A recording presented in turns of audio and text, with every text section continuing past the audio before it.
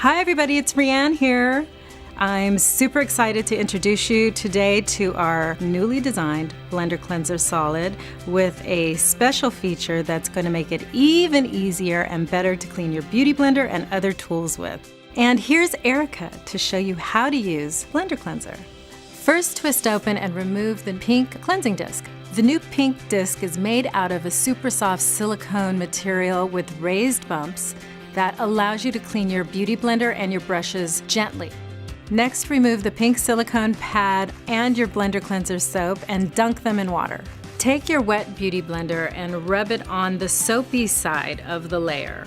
Then turn it over and bounce it onto the pink silicone pad. Bouncing your beauty blender forces cleanser into the sponge and at the same time flushes the makeup out of the sponge.